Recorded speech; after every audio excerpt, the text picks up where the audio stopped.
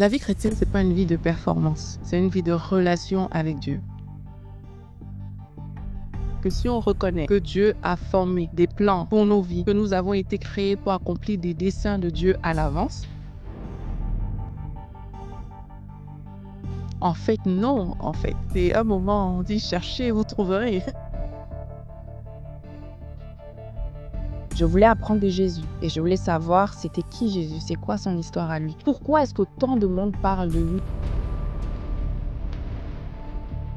Cette voix me disait en fait, rapproche-toi de moi parce que ce que tu vas vivre dans les prochains jours, tu ne pourras pas le faire toute seule. Si c'est vrai, mais viens, parle-moi, attire-moi à toi. Je veux vivre aussi ce plan que tu as prévu pour moi, cette destinée que tu as prévue pour moi. Et je veux t'accepter comme mon Seigneur, comme mon Sauveur. Et moi, franchement, je privilégie toujours le relationnel. Moi, je veux que mon amour pour Dieu augmente chaque jour. Et plus mon amour va augmenter, plus ma soif de lui va augmenter. Et aujourd'hui, tu peux faire le pas de lui ouvrir cette porte de ton cœur et lui dire « Jésus-Christ, viens dans mon cœur, je veux avoir cette relation avec toi. »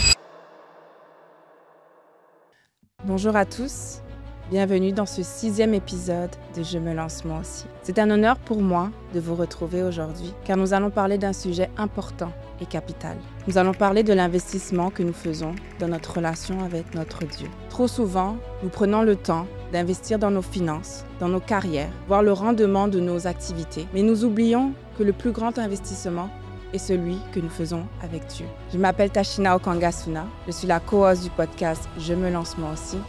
Et aujourd'hui, j'ai l'honneur d'accueillir Aurélie Tchatchou, chroniqueuse depuis 2015 à EMC TV, une chaîne chrétienne suivie par plus de 3 millions de personnes dans le monde. Aurélie est une autrice, leader spirituel. En 2023, elle a écrit Mon ambition, c'est Christ, un livre qui parle aussi bien aux nouveaux convertis qu'aux croyants de longue date. Son histoire, ce n'est pas seulement celle d'une femme d'ambition, c'est celle d'une leader qui montre que la foi en Christ est un socle capable de transformer des vies, d'apporter de l'espérance et de guider des générations. Bienvenue Aurélie. Waouh, quelle présentation! Je ne m'attendais pas à ça.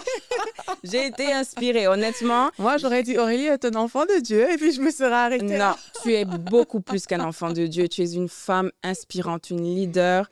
Et tu sais, déjà, même quand on cherche Aurélie Tchatchou sur Google, on trouve beaucoup de choses. J'invite tout le monde à regarder. Mais également sur YouTube, tu es très active. Et ce que je voulais savoir, en fait, aujourd'hui, Aurélie, c'est que je veux qu'on parle de l'investissement qu'on doit faire avec Dieu dans sa vie, mais je veux également qu'on fasse un constat ensemble. Est-ce que tu sais pourquoi les gens sont plus enclins à investir dans leur vie personnelle, leur business, leur carrière et même leurs relations, et souvent oublient leur relation avec Dieu? Est-ce que tu pourrais nous répondre un peu pourquoi, à ton avis? Moi, je pense qu'il y a plusieurs raisons à cela dans la société dans laquelle on est. On ne valorise pas forcément la relation avec Dieu. Donc, c'est pour ça qu'il y a plusieurs personnes qui vont chercher d'autres moyens d'épanouissement. Et si je me fie à moi-même, quand je ne connaissais pas encore le Seigneur, moi, je trouvais que tout ce qui avait trait à Dieu me donnait un cadre, ça me donnait des limites. Du coup, je ne voulais pas forcément être dans un cadre. J'avais besoin de liberté, etc. Et peut-être pour des plus jeunes, c'est ça, c'est une liberté qu'on veut absolument conserver, qui fait en sorte que on ne ressent pas le besoin d'aller vers le Seigneur. Pour des personnes plus âgées, certainement que c'est d'autres choses. Hein. Il y a tellement de choses qu'on peut dire. Il y a des gens qui ne ressentent pas la nécessité. Tu vois, il y a des personnes, c'est peut-être parce qu'elles ont perdu gros dans la vie, elles ont peut-être perdu un emploi, des personnes qui subitement sont tombées malades et ont cherché des solutions et finalement se sont dit tiens, et si Dieu existait vraiment? Mais quand elles étaient en bonne santé, elles ne ressentaient pas forcément cet attrait vers le Seigneur. Et puis aussi, la Bible nous dit clairement que le monde est sous la puissance du diable, en fait. Donc, oui, les personnes sont entraînées comme ça dans le courant de la vie et ne ressentent pas forcément ce besoin de croire en Dieu, mais avec aussi tout ce qui se fait Actuellement, il y a beaucoup de personnes qui évangélisent, il y a beaucoup de personnes qui affirment leur foi, même dans le milieu séculier. On voit de plus en plus de personnes connues dire qu'elles sont chrétiennes, l'affirmer. Je pense que c'est aussi en train d'interpeller, Mais de qu'est-ce que tu changer veux les dire par... tendances. C'est quoi la définition de séculier, justement? Le monde séculier, on va regrouper là toutes les activités qui ne sont pas des activités chrétiennes. Si On je peux parle... dire ça comme ça de façon très, Oui. très globale. Hein. Et justement, tu parles beaucoup du Saint-Esprit. Mais Mm. c'est qui le Saint-Esprit? C'est quoi le Saint-Esprit? Et comment savoir que c'est le Saint-Esprit qui me dirige? Parce que tu l'as dit tout à l'heure, le monde est dirigé par le mal. Euh, mais si c'est plus facile d'aller vers le mal, comment savoir que cela, c'est le Saint-Esprit qui me parle? Comment savoir? Déjà, il faut avoir une relation avec Dieu, tu sais. Ah. Lorsqu'on accepte Jésus-Christ comme son Seigneur et son Sauveur, mais ce qui se passe, la Bible nous le dit, c'est que le Saint-Esprit vient habiter à l'intérieur de toi. Ok. Et tu deviens une nouvelle créature. Donc, sur le plan spirituel, tu deviens une nouvelle créature. Et là, tu as cette capacité d'être dirigé par l'Esprit si tu te soumets à lui. Et quand tu as accepté Jésus-Christ comme ton Seigneur et comme ton Sauveur, le fait de commencer à te nourrir avec la parole de Dieu, le fait de commencer à parler avec Dieu au travers de la prière, etc., tu vas voir que tu vas développer une relation avec lui. Et le Saint-Esprit, il va te conduire conformément à la parole de Dieu. Le Saint-Esprit ne va pas te faire un truc qui a aucun rapport avec la parole, tu vois. C'est pour ça que si tu veux être dirigé par l'Esprit, c'est aussi important tout simplement de déjà commencer à lire la parole. Surtout si tu es nouveau là-dedans, commence à lire la parole, passe du temps avec Dieu. Et de la même manière qu'un enfant développe une relation avec son entourage, avec ses parents, etc. Au début, l'enfant, il sait pas tout, mais l'enfant, il reconnaît à un moment, l'enfant, il reconnaît la voix de sa mère, très souvent. Et tu vas voir que plus tu vas passer du temps avec Dieu, avec le Saint-Esprit, mais plus tu vas reconnaître également la voix de Dieu, la voix de son esprit à l'intérieur de toi. Et la Bible nous dit que Dieu parle tantôt d'une manière, tantôt d'une autre. Donc, en fonction de la relation que vous allez développer, le Saint-Esprit va te parler, il va t'orienter, il va te diriger et il va te conduire. Tout simplement. Et c'est sûr que dit comme ça, c'est rapide, hein, parce que moi, j'encourage les gens à vraiment prendre le temps d'étudier. On a fait plusieurs émissions, par exemple, sur EMCI, qui parlent du Saint-Esprit, comment il conduit, comment il dirige, etc. Donc, j'encourage les gens à aller là et vraiment prendre le temps d'étudier, de parler aussi au Saint-Esprit. Mais le Saint-Esprit, c'est Dieu. C'est Dieu et c'est cette dimension de Dieu qui nous conduit, qui nous dirige, qui nous montre même les choses cachées, les choses qu'on n'a pas forcément accès de prime abord. C'est aussi avec lui qu'on est en communion. On peut parler avec le Saint-Esprit. Moi, je me rappelle... Au départ, je ne savais pas qui était le Saint-Esprit. C'est ça, j'allais te poser la question. Comment toi, tu as reconnu que c'était le Saint-Esprit? Comment il s'est manifesté dans ta vie? En fait, je ne savais pas. Parce qu'au début de ma vie chrétienne, moi, j'entendais parler de Dieu, j'entendais parler de Jésus. Mais un jour, en Belgique, il y a une de mes amies qui m'a amenée à une conférence qui était là. Et puis, il parlait du Saint-Esprit. Il disait, le Saint-Esprit, c'est une personne. Tu peux lui parler, etc. Et moi, j'étais comme, waouh, une personne, carrément. Tu vois? Et là, j'ai commencé à parler au Saint-Esprit. Bon, j'ai lu aussi la Bible où les disciples ont été conduits par le Saint-Esprit qu'on voit dans Actes des Apôtres. Ok, donc tu avais déjà briefé sur qu'est-ce que le Saint-Esprit avait déjà fait avant. C'est ça. Dans Actes des Apôtres, en tout cas, on voit vraiment comment le Saint-Esprit, il conduisait les apôtres. Et j'ai commencé à développer une relation simple avec le Saint-Esprit où vraiment, comme j'avais lu le livre, je disais « Bonjour Saint-Esprit ». Saint-Esprit, dirige-moi. C'est sûr qu'au début, tu ne sais pas trop, tu vois. C'est un peu comme... c'est un peu vague. C'est ça. Mais il te faut du discernement un peu, non? Pour savoir que là, c'est le Saint-Esprit qui me parle de manière, comme tu l'as dit, il te parle de différentes manières. Je pense qu'il faut aussi cultiver le discernement, l'écoute aussi, non? Oui, mais quelque part, comme je t'ai pris l'exemple de l'enfant, j'ai envie de rendre ça facile, tu vois, pour que les gens ne pensent pas que « Ah, il me faut le discernement. Ah, tu vois, je prends l'exemple de l'enfant. Tu vois, un enfant, juste le fait de passer du temps avec sa mère, même s'il y a 100 femmes qui sont là, si sa mère parle, l'enfant va reconnaître la voix de sa mère, tu vois. Et plus tu vas passer du temps avec le Saint-Esprit, de façon simple, en lisant la parole de Dieu, en priant, plus tu vas passer ce temps-là, plus il y aura du relationnel entre toi et Dieu, et plus tu vas voir que, ah, je comprends. Et il ne faut pas avoir peur de faire des essais-erreurs. Moi, au début, tu vois, je savais, par exemple, que la personne qui m'a amenée au Seigneur, je me disais, OK, lui, il est vraiment proche de Dieu et moi, je suis vraiment loin. Donc, j'avais tendance à tout demander à cette personne-là. Et un jour, la personne m'a dit quelque chose, mais dans mon fond, j'avais l'impression que non, c'est pas ça qu'il fallait faire. Et puis là, je suis quand même allée dans le sens de cette personne parce que pour moi, c'était un aîné dans la foi, etc.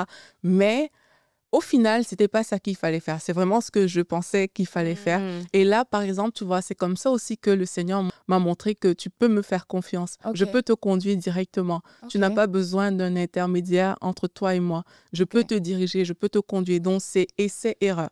Donc, au début, c'est normal que peut-être tu penses même que c'est le Seigneur qui t'a parlé, mais pas du tout. Pas du tout. C'est toi qui a imaginé ça. D'abord, on va commencer par la base. On va pas parler à ces chrétiens qui sont déjà très longs. On va parler à ceux qui se posent des questions d'abord. Pour ceux qui se posent des questions, en général, je prends mon témoignage. Pour quelqu'un comme moi qui n'a pas grandi dans une famille chrétienne, mes parents n'étaient pas contre la religion. C'est juste que mon père voulait que je fasse mon propre choix. Donc, par-ci, par-là, j'ai entendu parler de Dieu, de Jésus, l'Église, etc. Mais jamais trop m'initier sur la question. Je suis arrivée ici au Canada en 2016. Je faisais ma vie, je sortais, j'allais en boîte, je faisais tout ce qu'une jeune étudiante fait normalement. Et jusqu'au moment où j'ai ressenti comme une voix. Et aujourd'hui, je peux te dire que c'est le Saint-Esprit. Mais à cette époque, je ne pouvais pas savoir que c'était le Saint-Esprit. Cette voix me disait en fait, rapproche-toi de moi parce que ce que tu vas vivre dans les prochains jours, tu ne pourras pas le faire toute seule. Et je pensais que ça allait être passager. Mais j'avais cette voix dans ma tête tous les jours pendant au moins une semaine. Et ce qu'il faut savoir, c'est que moi, j'étais vraiment dans le genre, je faisais beaucoup de yoga, j'étais beaucoup dans la méditation, j'étais vraiment dans les affirmations positives. Donc, en fait, je pensais que j'étais le maître de mon propre univers. Je pensais que par ma force seule, je peux surmonter tous les obstacles. C'est ce que je pensais. Mais cette voix m'inquiétait un peu parce que je me disais, mais c'est vrai, s'il se passe quelque chose dans ma vie, une maladie, s'il se passe un deuil, c'est hors de mon contrôle. Donc, je peux pas... Mon histoire d'affirmation positive, c'est bien, mais c'est pas ça qui va me soutenir quand je vais être dans le mal. Donc, je passais un jour, je pense que c'était un jeudi, je passais sur la rue Sainte-Catherine et j'ai tapé sur Google Bible. J'avais pas de Bible, j'avais jamais lu la Bible de ma vie. Et je suis tombée sur la Maison de la Bible. La Maison de la Bible. D'ailleurs, je pense que ton livre y est d'ailleurs.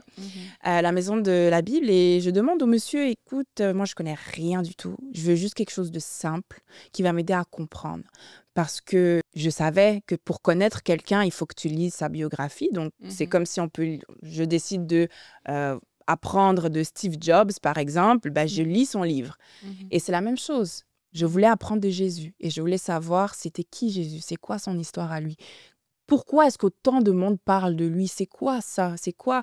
Qu'est-ce qu'il y a à l'intérieur? Donc, j'ai acheté une Bible et j'ai commencé à lire. Je me suis dit, bon, on va commencer par le premier chapitre parce que si je prends le milieu, je vais rien savoir, je vais rien comprendre. J'ai commencé par Genèse. Wow. Oui, waouh. Waouh. Dis-toi, je ne savais rien. Donc, je rentre dans Genèse, je dis, bon, tu vois les longs noms là. Les longs noms, et puis c'est une liste. Généalogie. J'ai dit, bon, écoute, s'il faut que je lise ça, je vais lire. Parce que bon, il faut que je comprenne d'où ça vient. Et c'est bizarre. Moi qui pensais que d'ici la première, deuxième journée, j'allais laisser tomber, au contraire. Malgré que je lisais des longs noms, que je lisais une généalogie, j'avais de plus en plus soif de rentrer chez moi et continuer à lire la Bible. J'ai fini Genèse, j'ai fini Exode. Je suis passée dans tous les autres chapitres. Et à un moment donné, je n'avais pas encore lu le Nouveau Testament. Et une fois que j'ai fini l'Ancien Testament, je me suis dit... Toute seule. Wow. Aucun enseignement, rien du tout. J'ai dit, bon, OK, là, je pense que je suis un peu calée sur Dieu, d'accord? Mais c'est qui encore Jésus? Moi, je ne le connais pas encore. Oui, j'ai lu l'Ancien Testament, mais OK, Jésus, je sais qu'il est dans le Nouveau Testament. Faut que je lise son histoire. Mais c'est bizarre parce que entre la période où j'ai lu l'Ancien Testament et la période où j'ai lu le Nouveau Testament, il s'est passé quand même un bon 6 mois. Et aujourd'hui, avec du recul, je pense que Dieu voulait que j'intègre d'abord la base, que j'aille m'intéresser à l'Église et ensuite j'aurais compris lorsque j'allais commencer à lire Matthieu. Parce qu'après, j'ai commencé à lire Matthieu.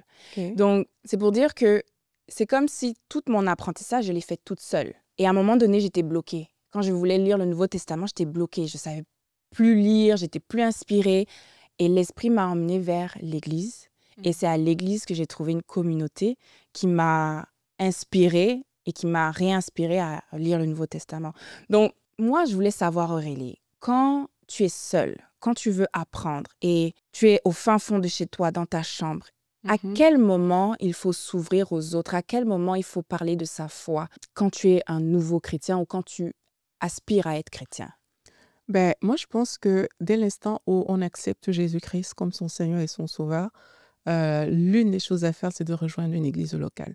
OK. Parce que de la même manière, en fait, la Bible dit que quand tu es né de nouveau, tu es un bébé spirituel. De la même manière que dans une maison, on ne laisse pas un petit bébé se débrouiller tout seul, tu vois, ben, de la même manière, en tant que bébé spirituel, tu ne peux pas juste te débrouiller toute seule pour comprendre les Écritures. Tu m'aurais rencontré, à ce moment-là, je t'aurais dit, commence par le Nouveau Testament. OK. Ne commence pas par l'Ancien l'Ancien. Testament. OK. Parce que l'Ancien Testament, c'est l'ombre des choses à venir. Et la Bible, dans son entièreté, parle de Jésus-Christ. Tu vois, donc moi, je t'aurais dit de commencer par le Nouveau Testament. OK. Parce que je trouverais ça plus pertinent et même aussi plus facile pour Oui, toi. plus facile à aborder. Tu vois. Donc, je ne pense pas qu'on se lance juste tout seul comme ça dans la vie chrétienne. Jésus-Christ a créé l'Église. L'Église, c'est une communauté de personnes qui ont accepté Jésus comme leur Seigneur et leur Sauveur et qui décident de marcher avec lui sous la conduite du Saint-Esprit. Tu vois? Donc moi, je t'aurais dit, si tu es jeune converti, rejoins une bonne église locale. Une église là où vraiment la parole de Dieu est prêchée dans son entièreté. Une église où on va te parler de Dieu, de Jésus et aussi du Saint-Esprit. Tu vois? Une église vraiment où on va valoriser tout ce que tu vois, tout ce qui est écrit dans la Bible. Donc moi, j'encouragerais des jeunes à ne pas juste rester tout seuls dans leur coin parce que de toute façon, c'est connu, lorsque l'ennemi veut attaquer, il va t'isoler en fait. Ah oui? Tu vois? Et Oui. pourtant, j'entends souvent dire que quand Dieu veut faire quelque chose dans ta vie, il t'isole. Non, il y a différents types de Ok. solitude. OK. Tu vois? Il y a isolé quand Dieu veut faire, ça ne veut pas dire que tu quittes l'église, OK. que tu deviens tout seul. Mhm. C'est juste que vraiment, tu vas prendre des temps seul avec Dieu, OK. où le Seigneur va pouvoir te parler. Il y a des choses qu'il va te dire que ce n'est pas les autres qui vont te dire. Il y a un travail qu'il va faire. Donc ça, c'est plus une solitude dans le sens où Dieu va t'amener dans la solitude. Mais ce ne sera pas « je quitte mon église, je suis toute seule sur mon île ». OK, je vis, ciao, l'être humain, bye. C'est ça, c'est pas la même chose. Tu vois, mais par contre, quand tu vois, par exemple, qu'il y a de l'offense, tu commences à t'éloigner et tout, ça, c'est vraiment une stratégie du diable pour te détourner de ce que le Seigneur veut faire dans la communauté. Parce que la Bible dit qu'il est bon, qu'il est doux pour des frères de demeurer ensemble, parce que c'est là que le Seigneur envoie la bénédiction. Ça veut dire qu'il y a une bénédiction qui vient du fait qu'il y a des frères qui demeurent ensemble, tu vois. Et si tu n'es pas là, t'es là-bas. Sauf que c'est là qu'il y a la bénédiction, tu vois. OK. Donc, c'est important de réaliser que faut pas chercher à grandir tout seul. Il faut vraiment demander à Dieu, conduis-moi dans une église locale, une bonne église. Conduis-moi là où je serai. On va m'enseigner tes voies, là où je vais grandir. Là où ce sera plus facile pour moi d'atteindre les plans que toi, tu as prévus pour ma vie et être orienté comme ça. Au début de ma vie chrétienne, moi, je suis née de nouveau et puis il y avait une église là où je suis allée un peu au hasard avec une de mes amies. Je ne savais pas que ça allait devenir mon église locale par la suite. J'ai un testimonial ici aussi. Dis-moi. La fille qui est derrière, bon là, malheureusement, vous ne pouvez pas la voir, celle qui est derrière la caméra, elle s'appelle Neuza. C'est elle qui m'a emmenée dans ma première église et là où je me suis fait baptiser pour la première fois. C'est elle, grâce à elle, il y a 3 ans. Tu vois. Non, mais gloire à Dieu, il faut moi, je me suis retrouvée là un peu par hasard. Et puis, j'ai rencontré un de mes amis de l'université qui était là. Je dis, ah, qu'est-ce que tu fais là, ici, etc. Et puis, il me dit, mais oui, je suis ici, blablabla, on échange. Et puis, il me dit, mais viens dimanche et tout. Et puis là, dimanche, je viens et puis je me sens comme bien. Tu vois, et là, je dis, OK, c'est ici que je vais venir à l'église. OK, d'accord. Et dis-moi, Aurélie, donc, si on te suivait, toi, quotidiennement, si on te suivait pendant une journée, à quoi ressemblerait concrètement une vie où tu mets Dieu en avant? Bon, déjà, je veux dire que l'être humain n'est pas parfait. Je tiens quand même à le dire parce que quelquefois, justement, on va voir des personnes comme moi qui prêchent l'Évangile, on va voir des pasteurs, on va voir différentes personnes et tout de suite, on va leur attribuer une vie parfaite, tu vois. Mais je tiens à dire que l'être humain n'est pas parfait et que Dieu, dans nos imperfections, il est là.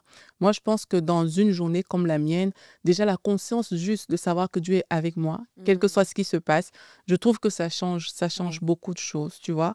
Généralement, en ce qui me concerne, j'aime bien prier le matin, tu vois. J'aime bien prier très tôt le matin. Et je vais parfois me réveiller, je vais prier. Et puis après, comme tout le monde, j'ai un peu mes activités. Je dois aller au travail, etc. Bon, moi, mon travail est un peu particulier, tu vois. C'est pas tout le monde qui a le même type de travail que moi. Dans mon travail, je sers le Seigneur en même temps. Donc, dans une journée comme la mienne, c'est que, OK, je me réveille, je prie, je m'apprête. Et puis, et après, je vais servir le Seigneur. Tu vois. Et puis après, je vais rentrer à la maison. Mais pour ceux qui ont un travail même plus séculier, moi, je pense que dans des cas comme ça, c'est aussi la façon, j'ai envie de dire, le mindset que tu as quand tu vas au travail. Tu vois, c'est que la Bible dit qu'on est la lumière du monde, qu'on est appelé à briller, que les autres voient notre lumière et qu'ils glorifient Dieu notre Père. Donc, ce sera plus dans l'attitude que tu as au travail. Est-ce que tes collègues peuvent voir en toi quelqu'un de différent? Tu vois, quelqu'un qui ne critique pas, quelqu'un qui manifeste le fruit de l'esprit. Tu vois, quelqu'un qui aime les autres, quelqu'un qui est joyeux, quelqu'un qui est patient. Mais si toi, on te voit comme toujours dans les ragots, dans les discussions, tu n'es pas en train de mettre en avant l'image de Dieu. Tu n'as pas forcément conscience que le Saint-Esprit est avec toi. Mais par exemple, quand tu vis parce que ça arrive quand tu vis une mauvaise journée au travail, par exemple, que tu n'as pas envie de rigoler avec les gens, tu n'as pas envie de montrer tes dents, ça arrive. Comment dans ces situations, tu arrives à toujours rayonner de la... Mais en fait, il faut pas être hypocrite, entre guillemets. Mais c'est sûr que la vie chrétienne exige beaucoup de mort à soi. Tu vois, de mort à soi, ça veut dire qu'il y a des choses que tu n'as pas envie de faire, mais que tu vas faire. Tu vois, c'est vrai. Moi, par exemple, je ne suis pas vraiment du matin, tu vois. Comme on dit, c'est que le matin, si tu me vois, j'ai la peine à parler. Tu vois, je ne suis pas très sociable. En tout cas, Donc, du coup, ben, c'est sûr que ceux qui me connaissent déjà, c'est plus facile, tu vois. C'est plus facile. On sait que, OK, tant qu'Aurélie n'a pas mangé. On n'en met pas. Mais je ne pense pas que tu es seule. Je ne pense pas que tu es la seule quand même. Non? Mais après, c'est pas pour autant que s'il faut faire des choses, tu vas tirer la tronche et tu vas rien faire. C'est désagréable aux autres. Voilà, c'est pas pour autant. Tu vois, il y a des choses que tu vas prendre sur toi parce que ça n'a même pas besoin d'être chrétien. Quand on vit en communauté, et c'est des choses qui vont de soi, tu vois. Tu vas prendre ça sur toi. Tu vas le manifester. Et puis, ben, il y a aussi des moments où vraiment, parce que tu es chrétien, il y a des choses que tu ne vas pas faire, tu vois. Et une fois de plus, dans mon cas, ça ne va pas forcément ressortir parce que je suis dans un environnement chrétien. Mais il y a des personnes que peut-être ton boss peut te dire de mentir. C'est ça. Tu vois, en tant que chrétien, tu vas t'excuser gentiment, mais lui dire que ben, ta foi ne te permet pas de faire ça, tu vois.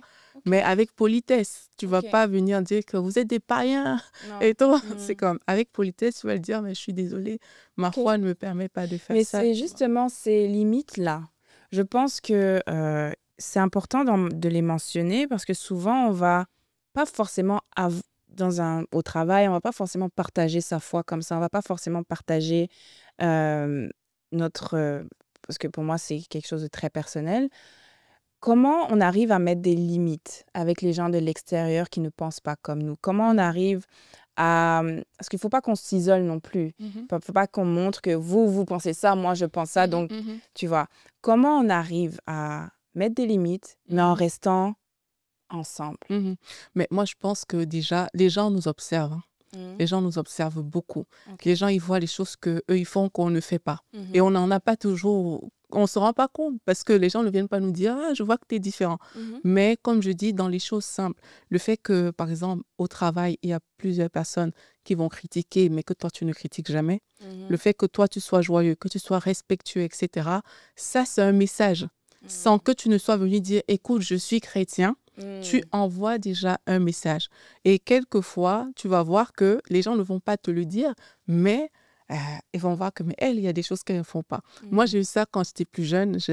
J'allais souvent me faire des tresses chez une de mes amies. Et là-bas, il y avait d'autres de ses amies. Et elles parlaient toujours des choses en plus, tu vois. Et moi, je disais jamais rien. Je disais jamais rien. Et elles l'ont remarqué, mais je ne le savais pas. Un jour, j'ai osé parler comme elle. Et c'est elle qui m'a dit, mais d'habitude, quand on dit ça... toi, tu dis rien, tu vois. Donc, du coup, elle a remarqué que j'étais différente alors que je ne m'affichais pas là-bas comme une chrétienne. Maintenant, avec le temps, j'ai quand même, moi, personnellement, appris à m'afficher vraiment comme une chrétienne et dire, à cause du fait que je suis chrétienne, il y a des choses que je ne fais pas, tu vois.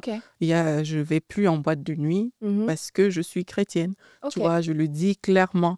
Et je ne vois pas en quoi c'est mal d'être dans une entreprise et je le dis clairement que voilà, pour cette raison-là, je ne vais pas en boîte de nuit. Et quand on est avec les autres, ben, il faut les montrer qu'on les aime, il faut être sociable, il ne faut pas devenir la personne qui reproche tout à tout le monde parce que vous ne faites pas les choses correctement. Ce n'est pas notre rôle en tant que chrétien. Notre rôle, c'est d'être un message, c'est d'être un modèle et d'aimer les gens. Et quand tu aimes les gens en général, il n'y a pas ce côté vous êtes comme ci, moi, je suis comme ci. Tu vois, les gens vont voir qu'il y a une différence entre nous, mais ils sauront la respecter. Dire éventuellement. Ouais, ils sauront la respecter. Ok. Mais dis-moi, Aurélie, quand tu pries la parole de Dieu, est-ce que tu privilégies la régularité ou l'intensité? Bah, en fait, la vie chrétienne, ce n'est pas une vie de performance. C'est une vie de relation avec Dieu. Et si tu prends ça comme une performance, ben, c'est sûr que tu vas vouloir toujours l'intensité, etc. Mais c'est mieux que ce soit la passion, la relation, l'amour pour Dieu qui te conduise. L'amour pour Dieu, parfois, va te conduire dans des temps intenses. Tu vois? Mais ce n'est pas tous les jours que tu seras intense non plus. Tu vois, quand tu es en relation avec une personne, ben, ce n'est pas calculé, tu vois? Et moi, franchement, je privilégie toujours le relationnel. Moi, je veux que mon amour pour Dieu augmente chaque jour.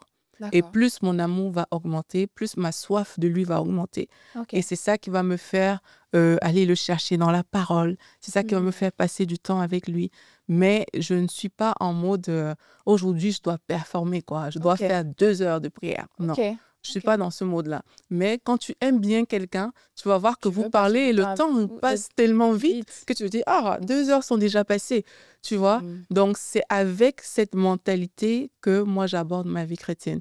Ma vie chrétienne, c'est une vie où je cherche à être plus proche de Dieu possible. Lui, il a dit qu'il se laisse trouver par ceux qui le cherchent de tout leur cœur. Donc, moi, mon job à moi, c'est d'ouvrir mon cœur pour le chercher. Et comme il est fidèle, il répond, ben à un moment... Mais quand tu dis le chercher, c'est tu lui dis, Seigneur, je te cherche, c'est ça? Ben, ça peut être ça. Oui, ça peut être ça. Ça. Non, mais oui, je me rappelle au début, quand j'allais à l'église, tu vois, généralement, quand tu vas à l'église, tu as des gens qui sont là depuis longtemps, qui ont des façons de faire. Toi, tu es nouveau. C'est comme, j'ai pas l'impression que je l'aime, là, tu vois. Je viens d'arriver. Au moins, tu es honnête parce que je pense qu'on s'est tous retrouvés là, genre. C'est ça, je viens d'arriver et tout, tu vois, j'avais pas. Et puis là, par contre, et c'est là où j'aime beaucoup comment le Seigneur aussi a fait avec moi dès le départ, c'est que j'ai le cœur sincère, je l'ai eu vraiment avec le Seigneur. Je ne portais pas des masques, tu vois. Et là, je disais à Dieu, j'ai pas l'impression que je t'aime, mais j'aspire à t'aimer. Tu vois, j'aspire à t'aimer, j'aspire à être cette personne-là qui vient aussi dans ta présence, comme tout le monde, qui te rencontre, etc. Donc, j'étais pas en mode, il faut que je montre à tout le monde que j'aime Dieu, là, tu vois. Tu n'es pas dans la performance, mais moi, je pense aussi, après, c'est un jugement de valeur, bien évidemment, mais je pense, tu peux pas aimer quelqu'un que tu connais pas. C'est ça, tu arrives à l'église, tu vois des gens qui prient, des gens qui tombent, des gens qui pleurent, des gens qui disent, comme tu as dit, Seigneur, je t'aime. Et toi, tu es là, tu regardes, tu te dis, OK, qu'est-ce qui se passe, tu vois? Tu te dis, bon, soit ils exagèrent, soit ils sont dans la performance, je sais pas. Et des fois, ça te met sous réserve. Des fois, quand tu vois ça, tu te dis, ça peut t'intimider, mais ça peut aussi te dire, est-ce que je suis pas dans un, je sais pas, je vais pas dire dans un cirque, mais je veux dire, pourquoi eux et pas moi? Pourquoi eux, ils ressentent autant de patients et moi, je me demande qu'est-ce que je fais là et limite, c'est cringe, tu vois? Donc, qu'est-ce que tu dirais à cette personne qui se sent comme ça? Ben, la vie chrétienne, c'est pas de la comparaison. La vie en général, c'est pas une histoire de comparaison. C'est une histoire de toi et Dieu. Et comme je prends toujours l'exemple du petit enfant. Parce qu'un enfant, quand il naît, il ne se compare pas. Lui, il grandit, lui, il fait sa vie. Et je pense que quelque part, chacun de nous, on doit avoir notre histoire avec le Seigneur. Et ton histoire ne va pas ressembler à l'histoire d'une autre personne. Et quand tu le comprends, ben, tu seras à l'aise avec le fait que toi, tu es encore à un certain niveau, même si les autres semblent plus loin. Et avec Dieu aussi, c'est pas une histoire de « ça fait 10 ans que je suis à l'église ». Tu vois, avec Dieu, il y a des gens qui sont là depuis 10 ans, mais toi, en un an, tu as vécu des choses déjà extraordinaires que plusieurs personnes n'ont pas vécues. Mais comment ça se fait? Ça dépend du cœur, ça dépend de la relation que tu entretiens avec Dieu, ça dépend de ta soif, ça dépend de tellement de paramètres. Parfois, on s'habitue trop vite. Tu vois, parfois, et c'est un piège dans lequel les personnes comme moi, qui sont nées de nouveau depuis, moi, ça fait 13 ans que j'ai donné ma vie au Seigneur, tu vois, et c'est un piège dans lequel on doit éviter de tomber. C'est qu'on est tellement habitué à la vie chrétienne, on sait déjà comment ça se passe, on sait déjà quand il faut lever les bras, on sait déjà quand il faut se prosterner, on sait déjà. C'est un piège, en fait, de juste tomber là-dedans et au lieu que ce soit la relation qui te pousse, au lieu que ce soit cette soif de Dieu qui te pousse, maintenant tu es tellement habitué à ce qui se passe que tu sais quand il faut faire exactement. Tu es maintenant dans la performance. Maintenant. Là, tu vois, tu es même un peu dans ce qu'on appelle la religiosité. Parce que les choses ne sont plus faites les choses sont faites plus par tradition, par routine, que parce que ton cœur a vraiment soif. C'est pour ça que moi, je crois qu'il faut toujours veiller à nous-mêmes. Et vraiment, quand tu chantes, que ce soit à l'église ou même à la maison, est-ce que je ressens vraiment ces paroles? Quand je dis « Jésus, je t'aime », est-ce que c'est mon cœur qui parle ou c'est l'habitude que j'ai d'écouter la chanson qui est en train de parler? Tu vois, est-ce que c'est vraiment mon cœur qui est en train de lui dire ces paroles-là? Et c'est un exercice auquel je me livre parfois moi-même parce que c'est vraiment facile de tomber dans la routine. Quand il y a une chanson que ton âme aime bien et oui, que, si tu le chantonnes et puis voilà, c'est tu ça, vois. tu ressens. Mais je pense que parfois, nous tous, on doit prendre du recul. Et quand tu es jeune converti, il ne faut pas tomber dans ce piège. Tu vois, il ne faut pas tomber dans le piège de « OK, tout le monde fait ci, moi aussi je fais ça ». Non, toi, il faut que ce soit vrai, les actions que tu poses.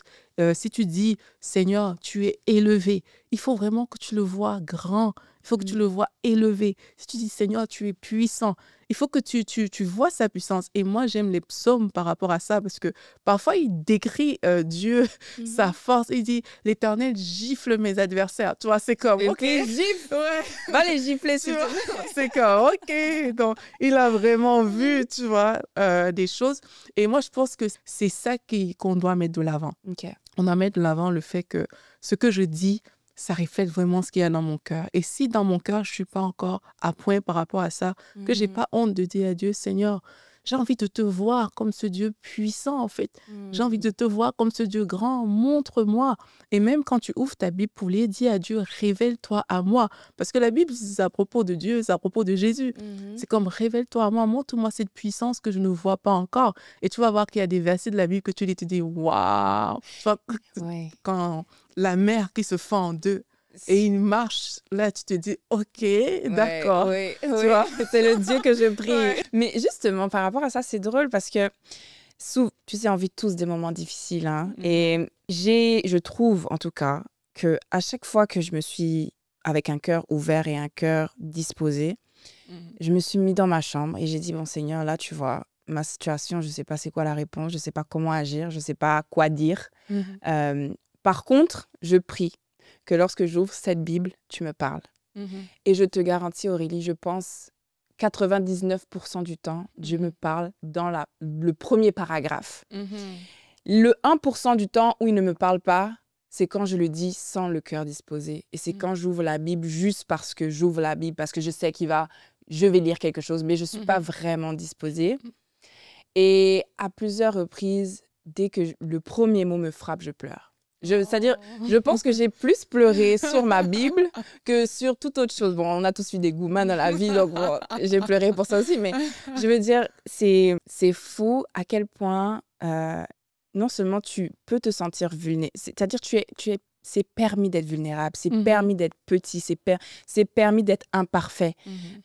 Et que peu importe l'erreur, peu importe le problème, peu importe la situation dans laquelle tu es, tu sais que tu as le droit, mais que Dieu sera toujours là. Il sera toujours là.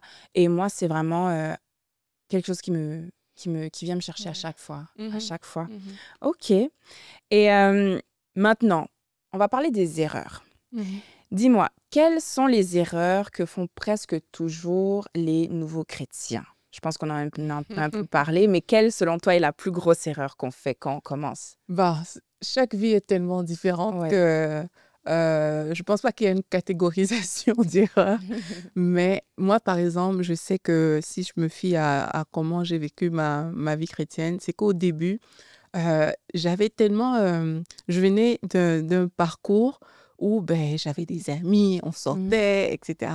Et puis là, j'arrive dans ma vie chrétienne et tu vois, c'est comme, tu as une petite période comme ça de transition et où tu as encore envie de faire des choses du monde, en fait, des choses que tu faisais dans le passé.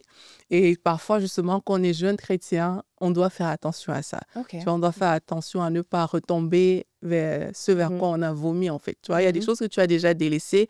Il faut faire attention parce que, le diable va te tenter avec ce que tu aimes, là, tu vois. Il ne va pas te tenter avec un truc qui est... Tu vois, donc, s'il y a des choses du monde que tu faisais, vraiment, il faut que tu sois strict envers toi-même, que tu te dises que ça, on ne m'y reprendra plus jamais et que tu fermes toutes les portes qui peuvent t'amener là-dedans. Donc, moi, je crois que je me rappelle un jour encore, mes amis sont venus et disent « Mais Aurélie, lève-toi, habille-toi, on sort et tout. » Et puis moi, j'étais comme « Non, je ne sors pas et tout, blablabla. » Mais je me suis retrouvée avec eux en boîte, finalement, tu vois. Mais ce jour-là, je te dis, je me suis sentie sale. Ah oui, à ce point. C'était la première fois que ça m'arrivait. Je me suis sentie sale. Je me disais « Mais qu'est-ce que je fais là? C'est pas mon environnement. » Et ce jour-là, c'était pour moi la fin. C'était comme plus jamais je mettrais les pieds ici. Tu vois? Et je pense que être attiré par des choses qu'on a laissées, c'est quelque chose qui bat dans le cœur des nouveaux chrétiens. Et il faut faire attention à ne pas commettre l'erreur justement de retourner dans ces choses-là. Il faut vraiment faire attention à ça. Et moi, j'encourage aussi les nouveaux chrétiens à avoir des amis à l'église, tu vois. Parce qu'au final, tu viens de laisser peut-être plusieurs de tes amis, des gens qui te comprenaient entre guillemets. Et là, tu te retrouves un peu seul. Donc moi, j'encourage les gens à même juste une personne avec qui tu chemines, chercher cette personne-là, demander à Dieu, connecte-moi, parce que je sais que dans mon cas, moi, je savais que c'était la pensée que j'avais à l'époque, qui est fausse, bien sûr. Je me disais à l'église, oulala, les gens là-bas sont carrés. Oui. Tu vois, les gens sont bizarres. J'aurais pas d'amis là-bas et tout. Donc, mais sincèrement, Dieu m'a fait du bien. J'ai été agréablement surprise. J'ai eu des amis. On sortait, parce que moi, j'avais besoin à l'époque de sortir, etc. On sortait, on s'amusait, on faisait du paintball.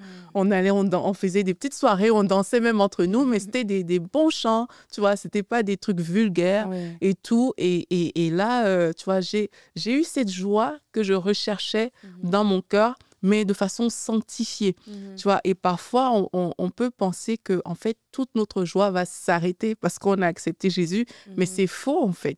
Tu peux vivre pleinement ta vie, tu peux être joyeux, tu peux être cool, tu vois, mais en étant sanctifié dans la présence de Dieu. Elle est cool, tu vois. Genre, elle est cool, oui, tu es cool. Donc, c'est vrai, parce qu'on a souvent cette tendance à croire que c'est pour les vieux, c'est pas pour moi, je suis une fille cool, je suis en boîte, ou bien je connais plein de monde, je suis populaire, nanana.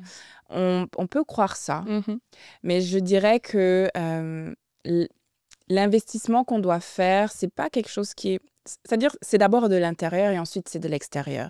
C'est qu'une fois que, en tout cas, une fois que moi j'ai accepté Jésus dans ma vie, c'était d'abord un changement interne.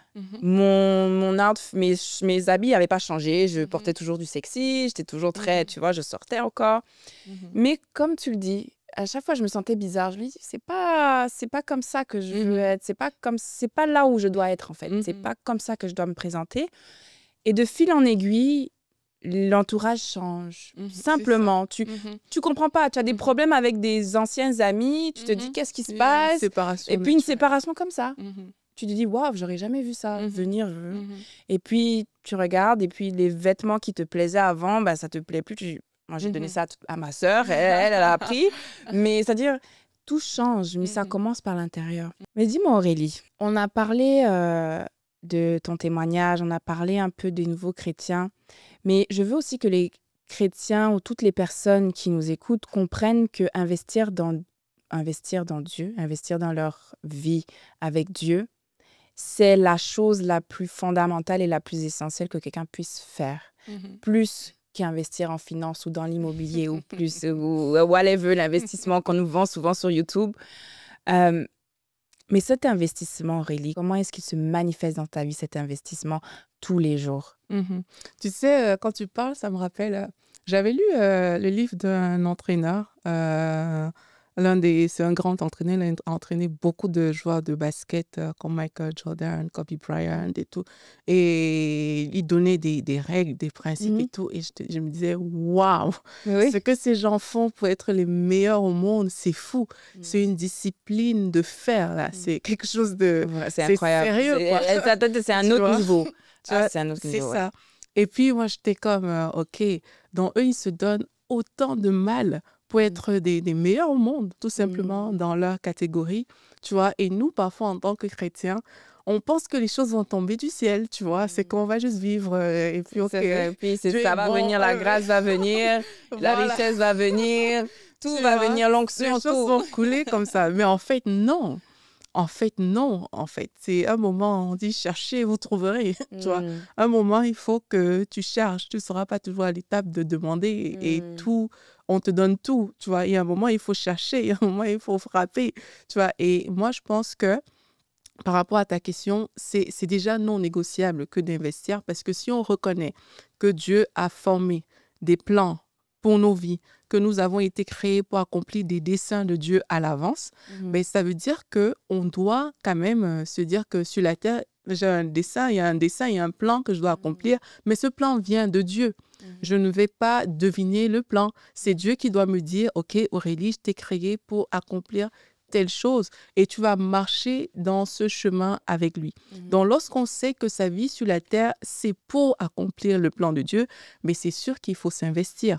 Tu vois, si tu penses que ta vie sur la terre, c'est juste acquérir des richesses, ben, tu vas t'investir dans l'acquisition des richesses. Et plusieurs personnes, je dis, montre-moi ton emploi du temps, mais je vais te montrer ce que tu penses qu'est ta vie. Tu vois, si ton emploi du temps, c'est toujours, oui, écouter toutes les choses qui concernent le business, etc., c'est fort probable que tu penses que ton appel soit là-dedans. Maintenant, moi, à mon niveau, je me dis, Seigneur, qu'est-ce que tu veux que je fasse? Tu vois, moi, c'est souvent comme ça que je réfléchis. Qu'est-ce que tu veux que je fasse? C'est sûr qu'aujourd'hui, je suis à EMCI, je prêche l'évangile et tout, mais je n'ai pas calculé ça, tu vois. Ça m'est un peu tombé dessus. C'est pas quelque chose que j'ai calculé. C'est même pas des choses que je comprenais forcément, tu vois, quand j'ai commencé. Mais au jour d'aujourd'hui, moi, je me soumets à Dieu. Je dis, je veux faire ta volonté. Ne me laisse pas prendre un chemin qui n'est pas le tien, tu vois, que je ne me détourne pas de tes voies. Conduis-moi dans ta volonté. Fais-moi faire des choses qui te ressemblent. Fais-moi faire des choses que tu aimes. Et parfois, le Seigneur va faire monter des projets dans mon cœur quand je sens que c'est Dieu, comme mon livre, par exemple. Quand je sens que c'est quelque chose que le Seigneur a mis dans mon cœur, ben là, je vais le faire. Tu vois, et parfois, on le fait, c'est pas genre tout est rose, tout est beau. Hein. Tu vois, parfois, il y a des défis, il y a des trucs, mais après, quand tu finis, tu vois même le rendu, tu vois les témoignages, là, tu sais. t'es fier. Tu vois, tu te dis merci Seigneur de m'avoir amené là-dedans. Parce que notre but sur la terre, c'est de glorifier Dieu, c'est que les âmes soient sauvées, c'est que des personnes rentrent aussi dans leur appel, que des personnes puissent vivre l'intimité avec Dieu. C'est ce pourquoi on est appelé de base. Et je pense qu'on devrait investir là-dedans. On doit demander à Dieu, où est-ce que tu me vois? Il y a des gens, Dieu les voit même dans des affaires. Tu vois, Dieu les voit même vraiment à différents niveaux. Mais si Dieu te voit dans les affaires, justement, toi, quand tu vas aller étudier les affaires, tu ne seras pas juste comme quelqu'un qui veut gagner ta vie. Tu seras comme quelqu'un qui veut accomplir le plan de Dieu. Et je pense que c'est là où il y a la différence. C'est pourquoi est-ce que je fais ce que je fais?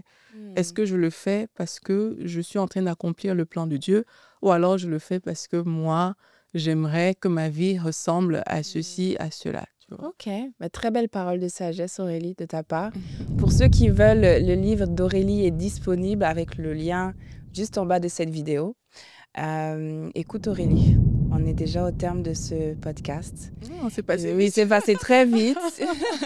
Mais je voudrais que tu nous dises un dernier mot. Si tu as un message pour ceux qui nous écoutent, quelque chose qui vient du cœur, ça peut être très simple. Ça peut être... Qu'est-ce que tu voudrais dire à nos auditeurs aujourd'hui?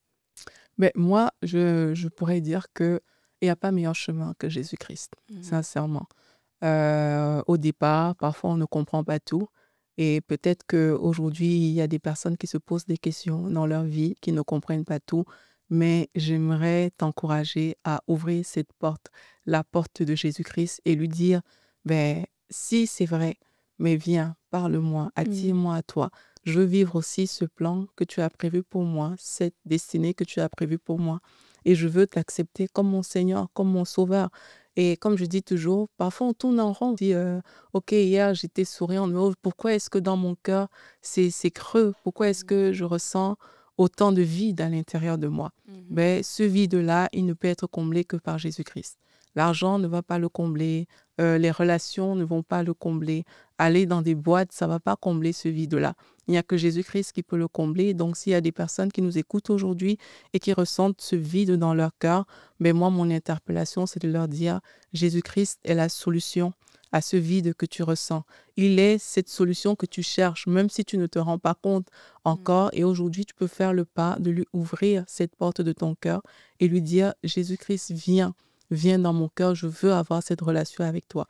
Et ceux qui l'ont fait, ils peuvent rejoindre une église locale, expliquer ce qui s'est passé et on va pouvoir les diriger dans la suite de ce chemin-là. Amen, amen. Merci beaucoup pour ce message, Aurélie. Je me suis sentie touchée par ton message aujourd'hui. À vous, nos chers auditeurs, on vous remercie de nous avoir écoutés. On vous demande, s'il vous plaît, si vous avez aimé cet épisode, d'aller subscribe, de vous abonner à cette chaîne, de liker et de partager. Entre-temps, nous, on prépare un nouvel épisode pour vous. Et n'oubliez pas de vous lancer. Hey! Aujourd'hui, on vient de finir l'épisode avec Aurélie Tchatchou. Ça a été incroyable. C'est une femme de Dieu, une femme inspirante. Et nous avons parlé de l'importance de l'investissement dans notre relation avec Dieu. Et vous savez quoi? Je tiens à vous dire merci, vous, nos chers auditeurs, parce que grâce à vous, on accomplit tout ça. Tout ce set, tout ce personnel qu'on a, c'est grâce à vous parce que c'est vous qui regardez notre épisode, c'est vous qui partagez, qui commentez. Donc si je vous demande quelque chose aujourd'hui, la seule chose que je vous demande, c'est que si jamais vous avez aimé cet épisode, s'il vous plaît, partagez-le, commentez et abonnez-vous à notre chaîne parce que ce n'est que comme ça qu'on pourra continuer à faire ce que l'on fait. Je vous remercie, c'était Tachina et on se revoit très bientôt dans le podcast Je me lance, moi aussi.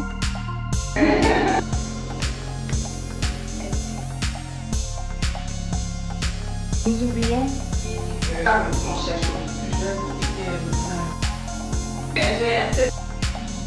pas la voir, c'est qu'elle vient gentiment.